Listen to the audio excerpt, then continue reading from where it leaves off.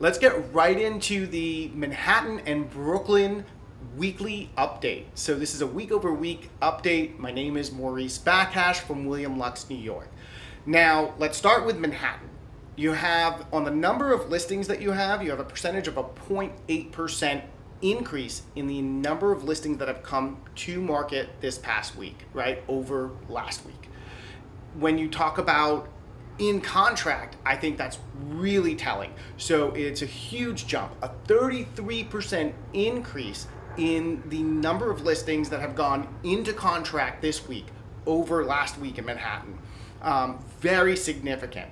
Now, when you look at liquidity, for those of you who don't know, it measures how fast or slow the market is moving, right? So you could really do that with the numbers that you have in all of Manhattan, as opposed to in just each neighborhood.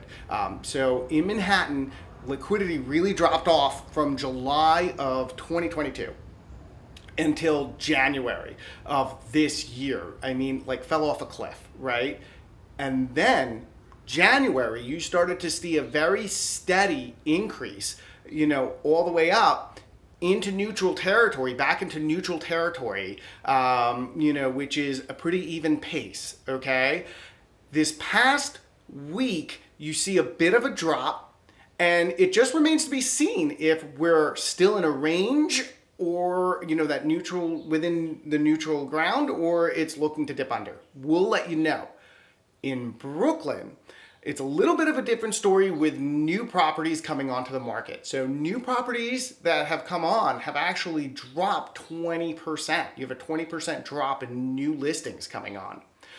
However, when you look at contracts being signed, you have 15% increase in Brooklyn. So you have a 15% increase in contracts being signed from this week to last week, okay? Now, when you look at the liquidity in Brooklyn, same thing happened as Manhattan. In July of 22 to January of 2023, it fell off a cliff, big drop, because of those macroeconomic factors, that we've all been talking about. But then from January, you've had this really nice shoot up, and it's been steady since, and it's still climbing. So we'll see if it pops out of neutral range and goes into a high pace, high liquidity market. We'll definitely let you know, and it's great at the end of the month to get that report. So you'll be getting that from us as well.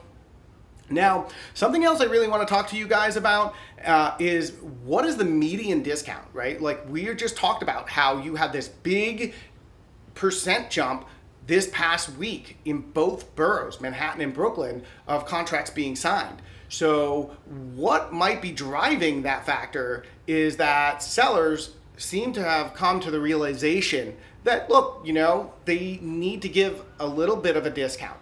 And so we're going to talk about what the median discount for Manhattan and Brooklyn is. So the median discount that you have go for Manhattan is 5.8%.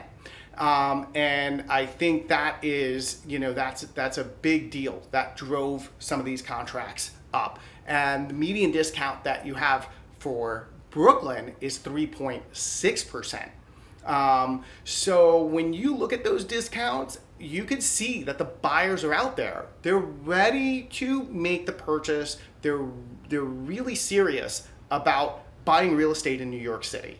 So whatever inventory is coming up, if it's priced right and the sellers have a slight bit of flexibility going into it, then you're looking at deals being had, deals being done.